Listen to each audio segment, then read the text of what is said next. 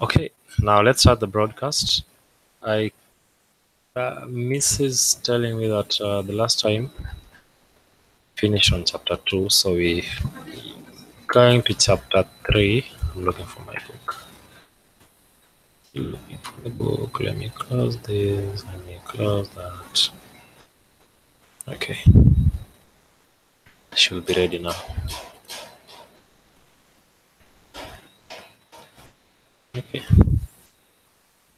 So you were through with chapter 2. You're supposed to go to chapter 3. Immutability. So if you listen to these people, you'll hear them talk so much about immutability. The fact that in FP, data cannot be altered once created. And indeed, Elixir enforces this immutability. Okay, let's have a look. You already have some immutable data. Forget about the Elixir for a moment. What you've learned in Elixir for a moment. Think of your current programming language of choice. Let's think of JS. And imagine you'd write this. Count 99.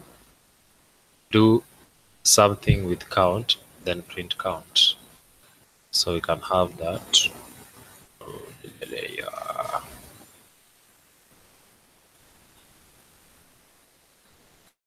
Too dark. Or is it okay?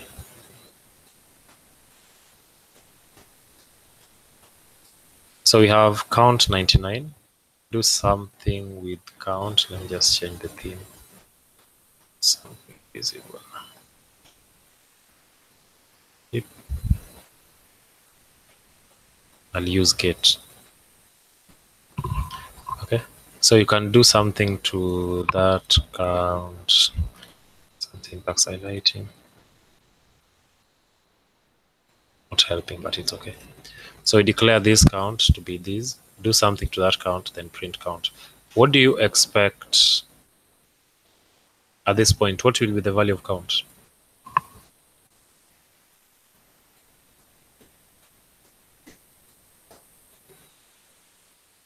So what's the value of count at this point?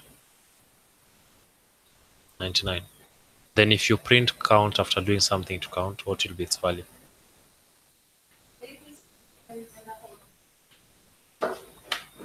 Unaenda home.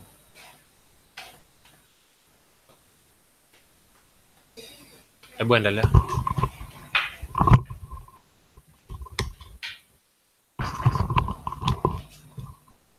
I think it depends with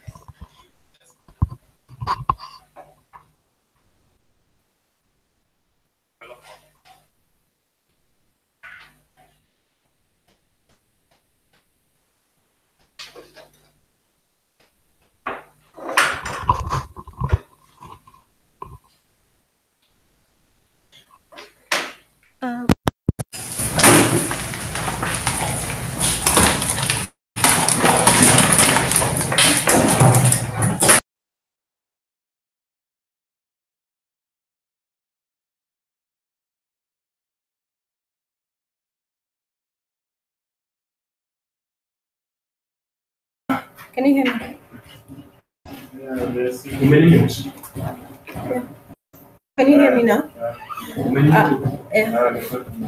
So I was saying that the value of count here will be according to will depend on what they do something with count will be. For example, if you're adding, I'm expecting it to be a different value. So, but at the time we are passing count, it's still 99, yeah. But the print, as in the final value, I think it will depend on what you have done. What the method was. Yeah, what the method was doing. That is how I understand this. You'd expect it to output 99. In fact, wait. Oh, yes, sorry. Oh, you know that would be on the news. Um, so, yeah. So you'd expect it to output 99. In fact, you'd be very surprised if it didn't. At your very core, you'd believe that 99 will always have the value 99. I'm a bit confused. Which 99 are we talking about? The count 99 or the print count?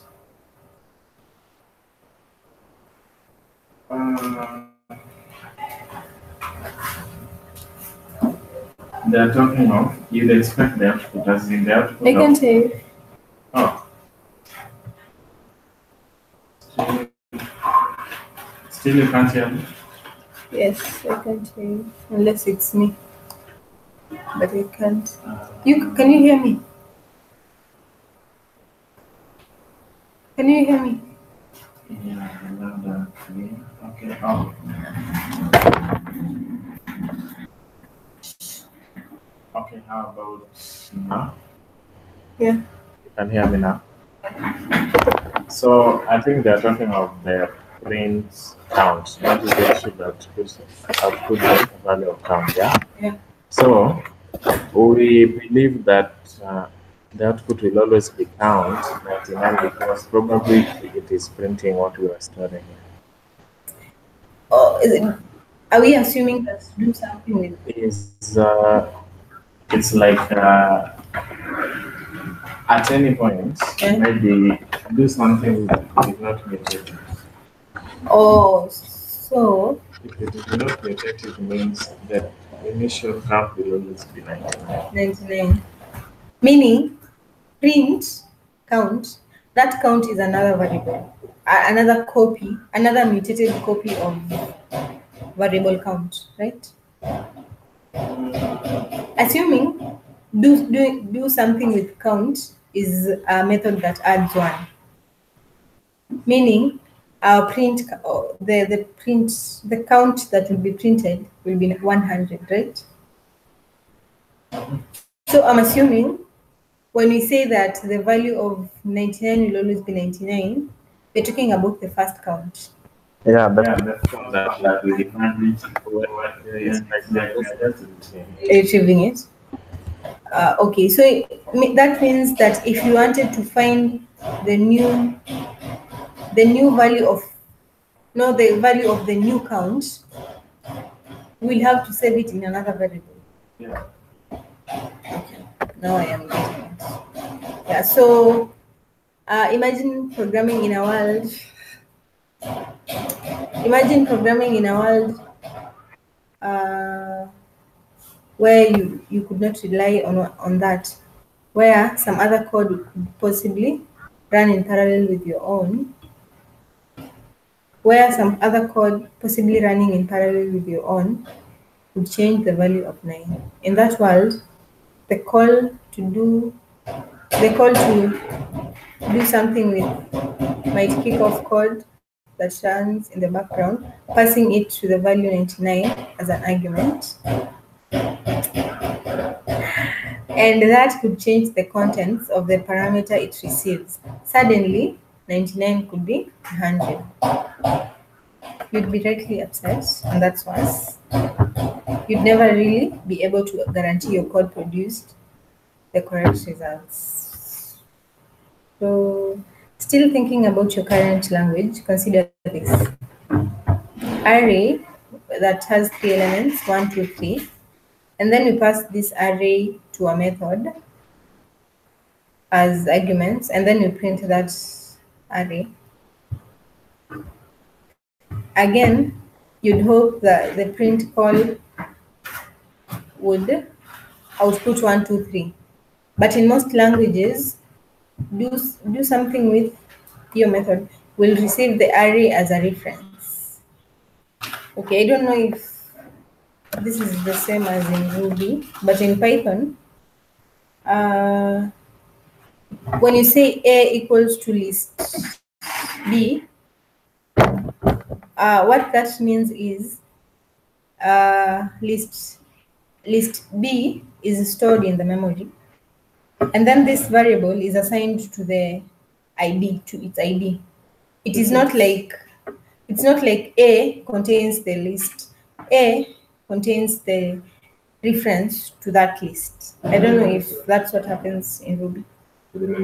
Yeah, if you initialize a variable. A variable. If you initialize any variable, that is what happens. Yeah. Okay. So in most languages, do something will receive the array as a reference. If it decides to change the second element or delete the contents entirely, the output will not be what you expect. Now it's harder to look at your code and reason about what it does. So let me just repeat that. If it decides to change the second element or delete the content entirely, the output will not be what you expect. What does that mean?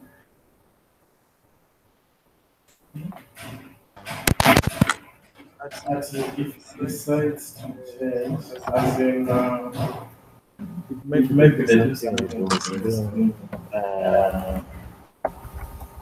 If they do something with the method, maybe was like modifying the initial array, which can include deleting or adding.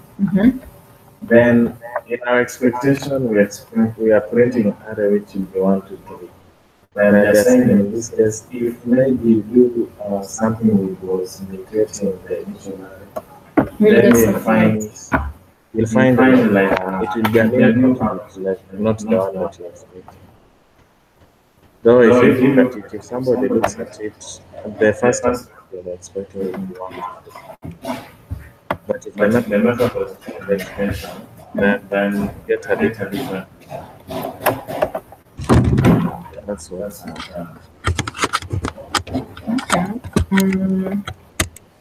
So,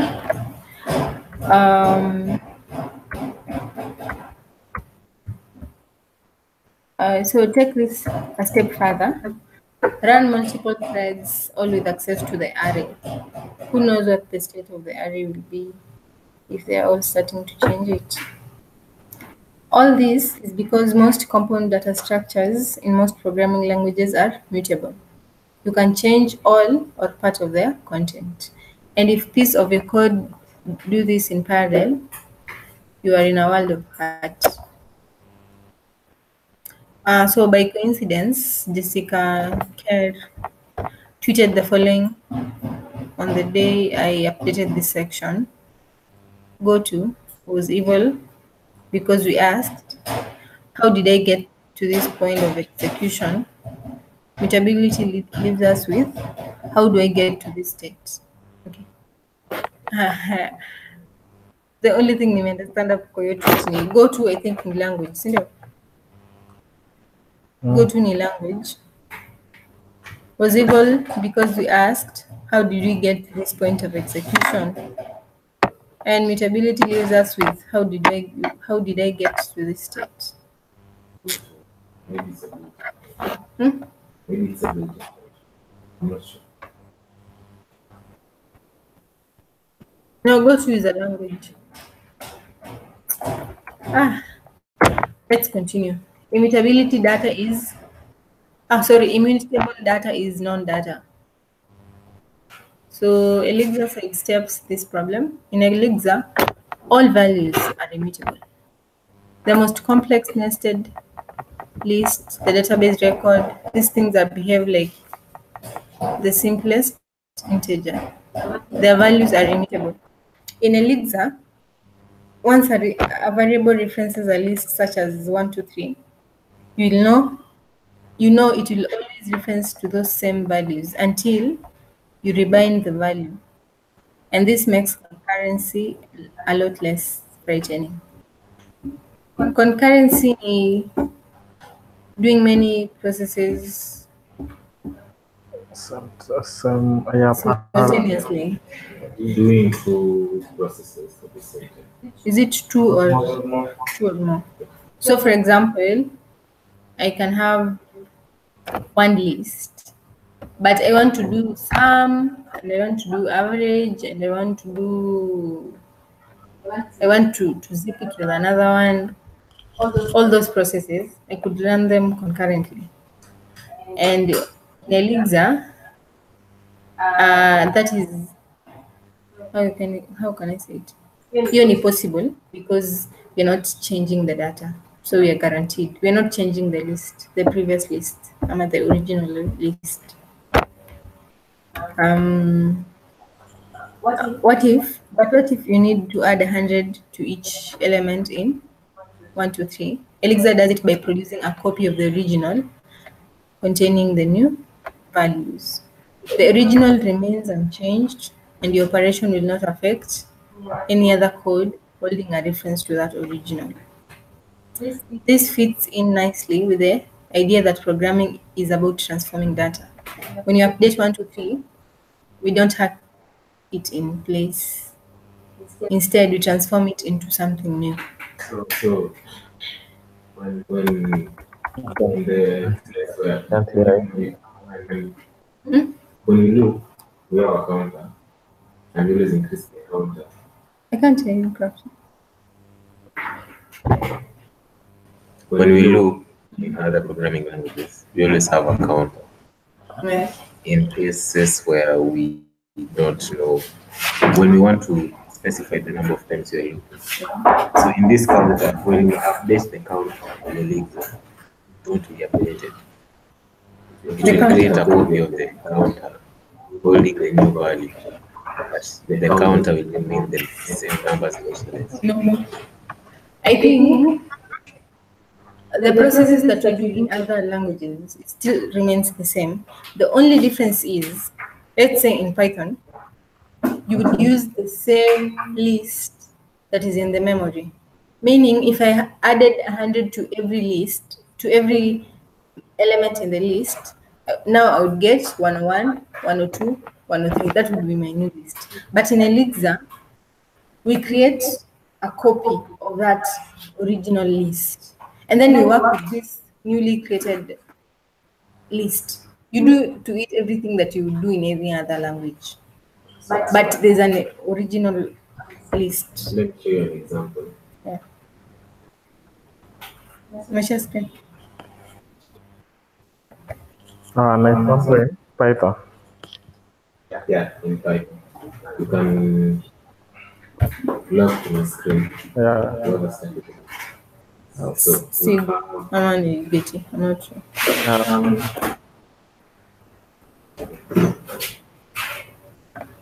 So, Ebu maximize. Wala kitu kwa yangu. Yeah. Oh, Yeah. so good. Alilock. And so we have Yeah, that one. a list, Yeah. right? And we want to say counter equals to 0, right? And for integer in this,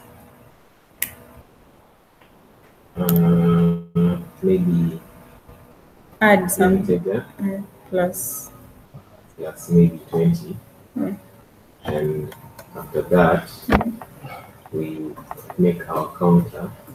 Increment. Yeah.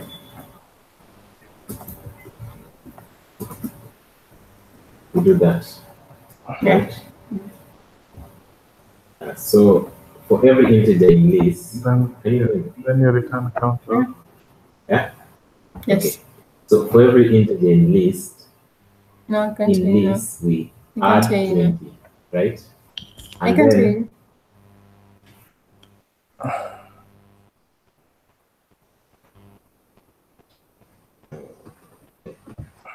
So for every integer in list, we add 20, and then we increase the counter by 1. So if you printed No. This one was That's so Yeah. unless you That's are, something I want to do. unless you want to output Maybe if let me add an if. Huh? If counter is equals to 3, then I break. Yeah. So it will loop, and if counter is 3, it will break. So in this case, yeah. So counter was 0, it was added to 1. It was added, now it was 1, we played it 22, 54, 23. And when it was 3, we broke out of the loop. Yeah. So in Elixir, in such a case, what?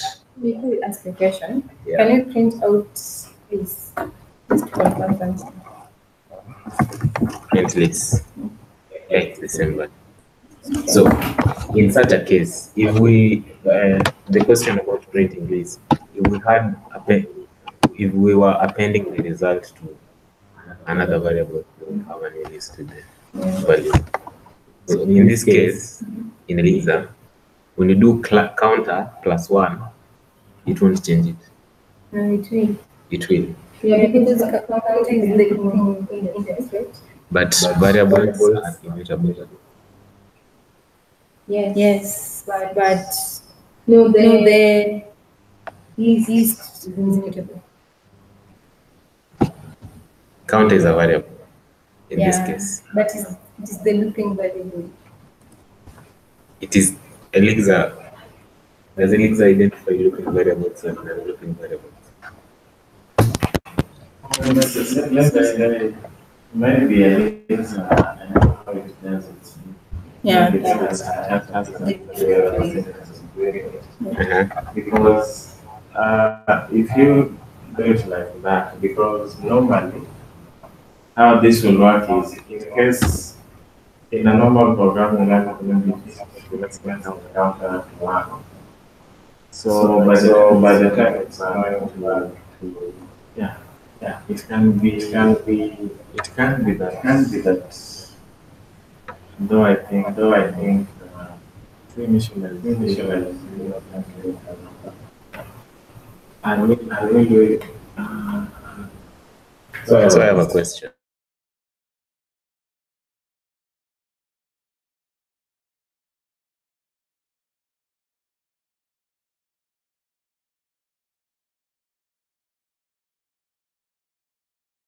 Of times our users log in. So it means that the variable, the counting variable, can change. I think there is a way of doing it. It's just that maybe the syntax because of the Yeah. Because if you in a Elixir way, of course, if you say that counter is immutable, then we mean though I think we saw that if we do counter 0, then you do again counter 1. That will work. Yeah. That will work. So when you Actually, if you do counter is equal to 0, Yeah. And then you then do again you do counter counter is equal to 1. 1. We have got nothing. That will work. so what will we do? Counter. Counter I think it's possible. equals to 0. It's And then- going to count this one. Yeah, I want to Wow. Now this is Looks like a function. counter looks like a function, but there's a variable named counter. Please use explicit parentheses or even okay. spaces Use parentheses. or even spaces. What do they mean? Down. Oh, Okay. so Uh-huh. okay, that's frightening. So I think So, that's what happens. Yeah, I think So, Yeah, it was. And when you do counter, you will have 5. But this one is not. this one, This one is not immutability. This is not immutability. This one is reassigning. this is now, You remember the one we had Lucy in Python? Yeah. Reassigning and maybe appending a value. Yeah. Yeah. But what I want to do is this. When you're talking about stability and mutability, We are referring to that set of values that we are working with. That is what I am getting.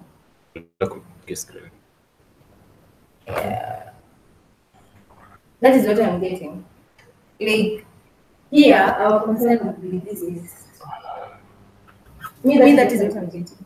When you talk about portability and immutability, yeah, we refer to that initial data container,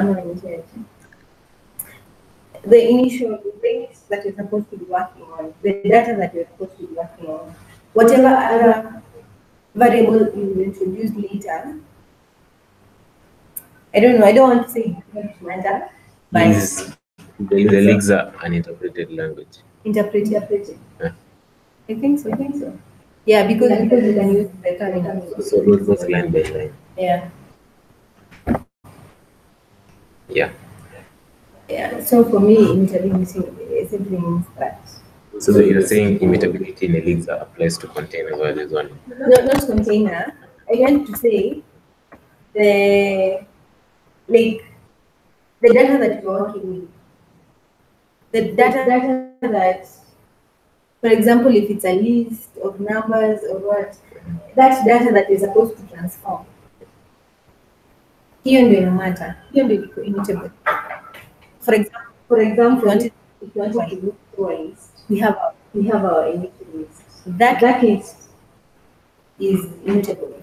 That is why you are creating a code of it. And then the counter variable that you include later, you can put an match and whatever. But our previous list will be immutable. So our previous counter, I mean, we have the same value. Our previous counter. Which previous counter? We don't have a previous counter. So when yeah, that's not. We don't have a previous counter. I want a case where I change the value and still access the other with the previous value.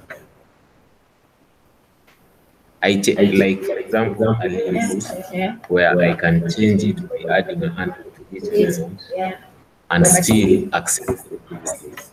Can you do that in your end? I think that is actually what is happening.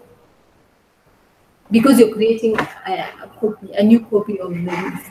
So you're adding elements. It's shift control IAF. Yeah, but in short, counting to see how that makes. Yeah.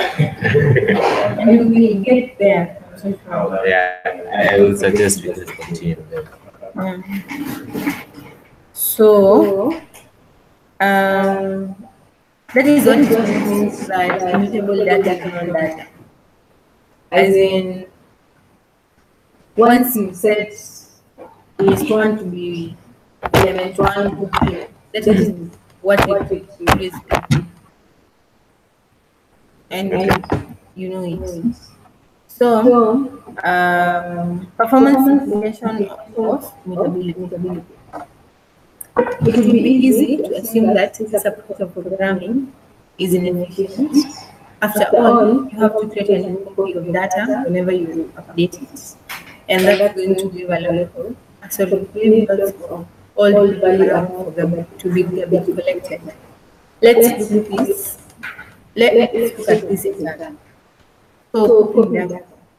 Although common sense might be dictated that all this copying of data is inefficient, the reverse is true.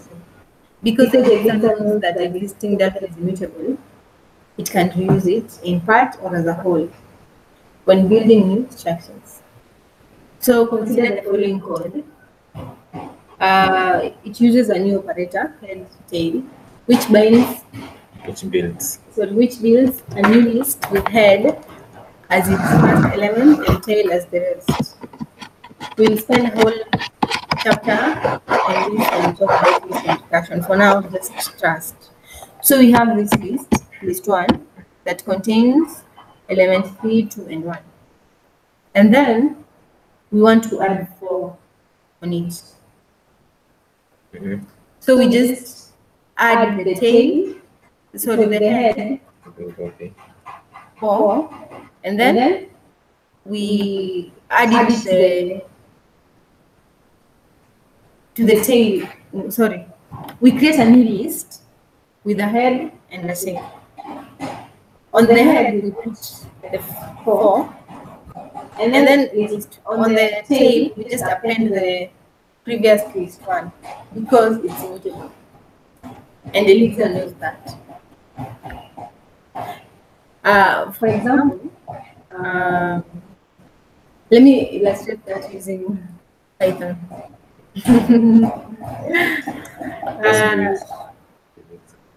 No, I want to illustrate it using Python. Doing what? The head and tail. Oh, you can do that. Yes. I wanted to do this. You have this one that has 3, 2, 1. Oh, sorry. And then I want to do this. I'm not going to show it now. I say 4 and then this one. Come that one. That way it will be A nested list. A nested list. List 2. Sorry. List 2. I get that. What if? No, not what if. In Python, we can change this one, right? Oh, you want the rest of the, you want to do the rest of the So I can do this. Append. If I append, let's say 156, this one only. I'm hoping what I want to do with you. What do you want to do? What do you want to do? 56 probability. Oh, But in Elixir, this is not the case. In Elixir, list 1 will never change. So for example, if I wanted a list that is 1, 2, 3, 4. No, if I wanted a list that is, you can hash it. if I wanted a list that is 1 and list 1, now that will be 1, 3, 2, 4. Yes.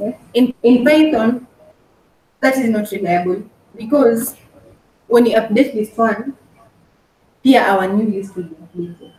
But in Elixir, it is reliable because list 1 is not mutable. Are you getting me? Back to Yeah. So, Because Elixir knows that existing data is immutable, it can use it in part or as a whole when building new structure. Let me just use this Let's continue. example. Maybe you wanted to create a triangle. Yeah? You wanted to create a triangle. Just follow me. But you're using 2 lists. Okay. So, let me minute.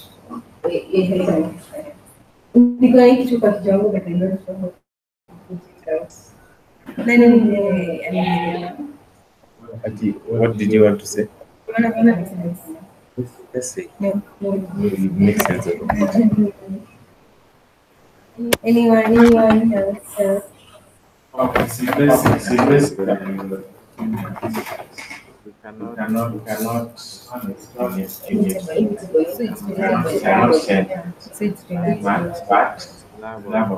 we can use it. Yeah. So in the list 2 that we're looking now, our main address it should have clusters that are Yeah. So they have the head,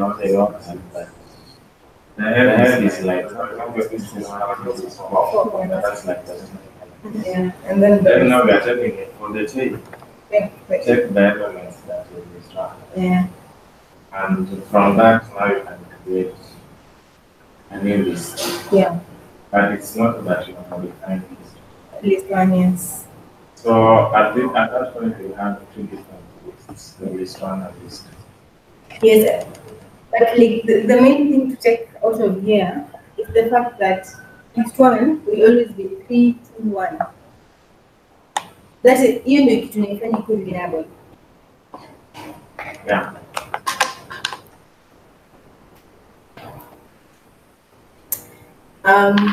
So in most languages, list 2 will be built by creating a new list containing values 4, 3, 2, 1. The 3 values in list 1 will be copied into the table list 2, and that will be necessary because list 1 will be immutable.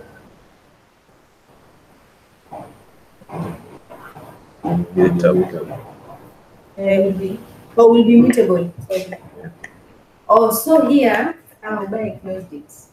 You remember I added 156. Now here the second list can be to 156.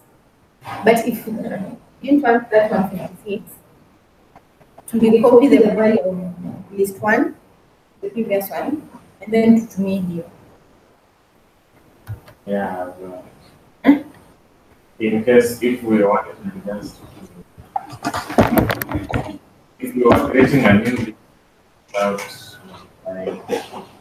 a previous list, it's better to just copy the elements and just to construct a new list, but without interacting much.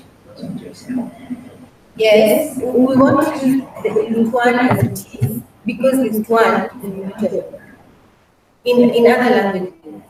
Because you saw nearly this 156 here, the new list P can be updated 156. So if you wanted to do that in other programming languages, you would have to copy those values so that it's using the okay, and then but Elixir knows. Sorry, let me just start. In most languages, list 2 would be built by creating a new list containing values 4, 3, 2, and 1. The 3 values in list 1 would be copied into the tail of list 2, and that would be necessary because list 1 would be immutable. What does mutability mean? Will be mutable. Mutability means the ability to change. The ability to change. But in most languages, they're saying in most languages, mutability. Right. A list 2 will be built by creating a new list containing 4, 3, 2, and 1. Yeah. Right? Yes. The 3 values in list 1 will be copied to list 2. Yeah. And that will be necessary because list 1 will be. In Yeah. other languages. Yes. It's mutable. Meaning you can append to it and it will change. The thing here that we were changing was not list 1. But okay, actually the first paragraph still talks about what other languages do. Yeah. So we were changing list. We were creating a new list 2, Yeah. which had a new Value and list 1. and list 1 as part of it. Yes. But in Elixir, So we have not changed list 1 Yeah. any bit. Yeah. yes. When you call list 1, we still get the same Yeah. values. Yes. How is it mutable in this case? But- The same list. In We are that- saying in other languages, we are able to change the value of list 1. When you're not in other languages, we are able to change list 1. Yeah, we are able to take this one. In other languages, yeah, that is the reason why. The reason why Tukiappend 4 and list 1, for example, in Python, list 1 contains 3 and 1. And then we have created a new list with a head of 4 and the tail of list 1, right? And then in Python now, we can append a new value to list 1, right? Yeah, we can. Yes, and if we append that, it means the value of list 2 will also change, right? It means we are muted. Yes, but in Elixir, you're not able to change list 1, the values of list 1. So it will forever remain 2, 3, 1. Yeah, that I know. Yes. Okay. But Elixir knows list 1 will never change. Yes. Right? Yeah. So it simply constructs a new list with the table 4 and a table list 1. Yeah. This is what we mean. Yeah, I know. Yeah. Table list 1. Yes. I understand what it means, but they're not explaining the concept that they're saying. Because they just told us that we can put a tail to list 2, which is list 1, and a new value, then goes 4. But is the confusion comes. They say the three values in list 1 will be copied to the tail of list 2, and that will be necessary because list 1 will be mutable. In most programming languages. Yeah. Yes. Most. Yes. And this also applies in the immutable part. It's not necessary in Elixir. They're saying it's immutable, yes. But this actually works, I believe, in Elixir. No. What they're saying is They're this. copying the values of this one. Yes. List 2, yes. Possible in Elixir, right? Yes. And why are they saying that this fact is what makes other programming languages mutable? What I've understood is this.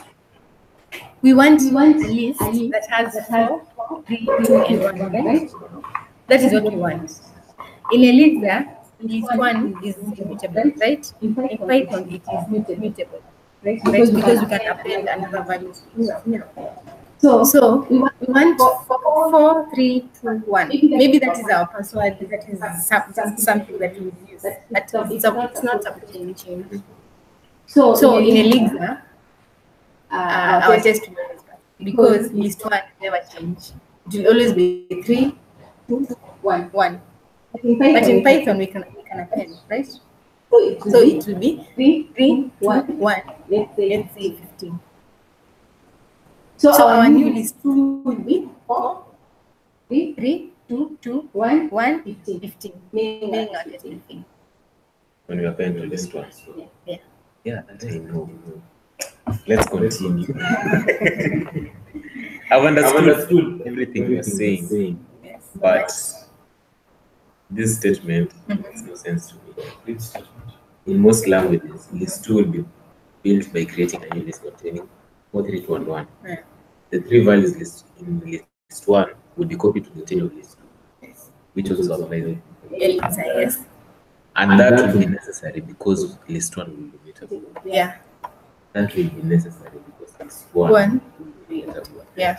But this statement in most languages up to list 2 does not show mutability of list 1. I'm no expert in this, but my thinking is we have list 1, which has 3 to 1. Then let's talk about most languages. You want to add 4 in front of 3. Since list 1 is mutable, you have to create a copy of list 1, then add something to it, call it list 2. Yeah. So you have list 1, which is 3, 2, 1. Now you have list 2, which is 4, 3, 2, 1. So that's what happens. This is necessary because list 1 can be mutated at any time. And if you mutate list 1 to, let's say, 5 to 1 to 3 instead of 3 to 1, if you mutate it to 1 to 3, then list 2 will not be affected, but list 1 will be mutated. Now, go on to Elixir. Imagine we never copied list 1 into list 2. Since it's 3 to 1, it will always be 3 to 1. List 2 adds a tail to list 1. So list 1 will always be 3 to 1, and list 2 will always be adding 4 To the head. to the head. It will be adding a head to list 1. List 1 will never change. List 2 will never change and its association with list 1 will never change because they are immutable. So you can never get a situation where list 1 will be 1. So list 2 will always be 4, 3, 2, 1, and list 1 will always be 3, 2, 1. Umeelewa? Hadi hapo sasa tunataka. Umekuwa confused hapo. Yeah. When you got me at since list 1 can be changed. Yes, since list 1 can never be changed. Yeah, it was your second statement. Then it will be 4, 3, 2, 1 always. Yeah. You can't do that with the mutable one because if you mutate list 1 to 1, 2, 3, then list 2 now becomes 4, 1, 2, 3. Yeah. And, I wanted to make logic out of it. I understand why you're having this too. Yeah. Okay, so the second part is garbage collection. I hope hatujapotezana. This is what we were saying hapa juu. Sorry. Yeah. Because everything is immutable, it would be easy to assume that this approach of programming is inefficient. After all, you have to create a new copy of data whenever you update it, and there's going to be lots of old values around to be garbage collected. So let's look at this in turn. So ndio tumeangalia copying data, now we are at garbage collection. The other performance issue with transformational language is that you quite often end up leaving old values unused when you create new values from them. This leaves a bunch of things using up memory on the heap, so garbage collection has to reclaim them. So most modern languages have a garbage collector, and developers have known suspicions of them. They can impact performance quite badly. But the cool thing about Elixir is that you write your code using lots and lots of processes. And each process has its own heap. So the data in your application is divided up between these processes. So each individual heap is much, much smaller than would have been the case if the data had a single heap. Okay. As a result, garbage collection runs faster. If a process terminates before its heap becomes full, all its data is discarded and no garbage collection is required. Sibu, please explain. Please explain. Mkono kusoma na mimi interpret. Haya, rudi verse 3. Soma hapo. Garbage. I'm kidding. So in Elixir, garbage collection is when you have unused values and then they go. So you had a list 1 that you no longer need. Yeah. You copied all the values and used it to create list 2. Yeah. You no longer need list 1. Now imagine you have 1,000 of list 1s. Yeah. That's taking up space. So a garbage collector is supposed to come in the truck and collect everything that is not being used in the system. Yeah. All useless.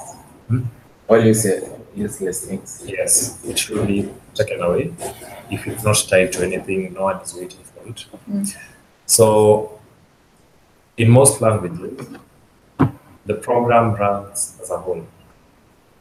In Elixir, programs are split into processes. So, the origin of this is in telecommunications, which almost everything in telecommunication uses alarm. Everything that happens is a process. So right now, if I pick up a call, my phone, and call someone, it goes to the BTS. The software spins up a process for me. Okay? The process that it spins up for me makes sure that I'm connected to the next person. I can make that call, and the moment I'm done with the call, the process is killed. So in that particular system, as many processes can be started. And that's the reason as to why your call can have many lists together. So because your process had a problem. Now you can be calling someone, then the network breaks and comes back as if nothing happened. There will be just a few glitches. It's because the process that was handling the network had a problem, was shut down and restarted. So in Elixir, it's like everything's a process. So the process, they handle themselves. If it's shut down, it gets restarted. So if a process is started, it's responsible for its own garbage collection. Right.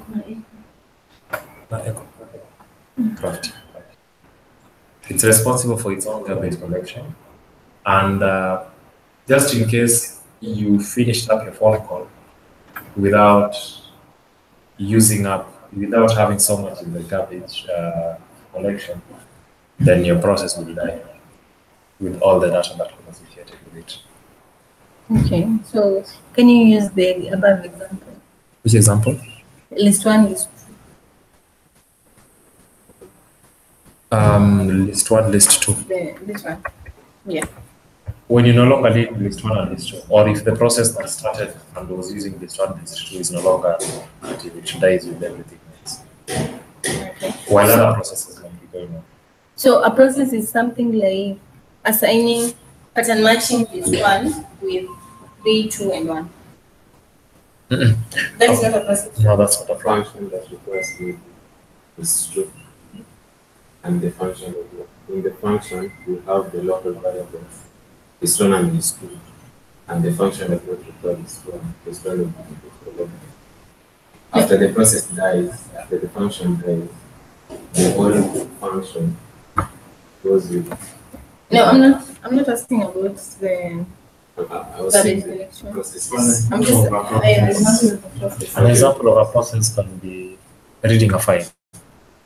Okay. In Elixir, if you read a file, it's a process, and it gives back the process ID. And in this case, In which case? this one, list 1, No, you can't have a process here. You can't have a process here. You can have processes like every database connection is a process. That's so every time you're doing a connection to the database, it starts up as a process. So if you connect the DB, it's a process before you go. So if anyone has a problem with their connection, it's their processes that drop. And your connection contains your username, your password, probably. Maybe it can have list 1 or list 2. The moment you prove it accessing the DB, that will be dropped. Okay. So what time is up? But can you finish the last part? It's on page. So coding with immutable data. Once you accept the concept, coding with immutable data is surprisingly easy. You just have to remember that any function that transforms data will return a new copy of it. Thus, we never capitalize a string. Instead, we return a capitalized copy of the string. For example, if you have the name Elixir, a string Elixir pattern matched with the name variable, and you want to capitalize it, we'll return a copy of the string which is capitalized. But name will always be. Yeah, the name will small e, lowercase e, and yes, and capital E. Yeah. So if you're coming from an object-oriented language, you may dislike that we write string dot capitalize name and not name dot capitalize function. But in object-oriented languages, objects mostly have mutable states. When you make a call such as name dot capitalize, you have no immediate indication whether you're changing the internal representation of name, returning a capitalized copy, or both. There is plenty of scope for ambiguity. Yes. Sometimes I have to go to the docs just to confirm. Yes, and if it's mutated, the original string. So in function, yes, in a functional language, we will always transform data. We never modified it in place. The syntax reminds us of this every time we use it. That's enough theory. It's time to start learning the language. In the next chapter, we'll quickly go over the basic data types and some syntax. And in the following chapters, we'll look at the functions and modules. If you pop from an array, if array was array 1, it had 1, 2, 3. Will array 1 have 1, 2, 3, or it will have 1, 2? 1, 2, 3. In Elixir? No, in yes. It will 1, 2. No. It will be the same. I think we've just done it. Yeah, in Python, it's still the same. Let me do it. In JS? In JS, I'm not sure. It's full of surprises. No, it's still good. No, let's try. The same we learned 1, 2, 5, 6. Yeah, we are Don't And it's have not at the edge. honor. List. Let's take one thing. Sorry, phone. And then we append. No, we're not appending. What we do? This one got append. List one. No, this changes. Okay, check on this one. Sorry, it's one. You know, No. she has repeated the same thing she did. So this, So I remember this. This is what I did. I've remembered. Hey, I have remembered. This is what I did. Plus another array. If you do this, This one now is Yeah. different. This one. It is now, because this one, we are not modified this one. okay. They were talking of the internal representation. so this is not the problem. You're never sure whether things will change or not. In Elixir, you're always sure that if your name was in lowercase, It will it always forever be will right. be in lowercase. Yes, so that is the end of our broadcast. Bye. I hope you caught something. Bye. No, I didn't got anything. Something.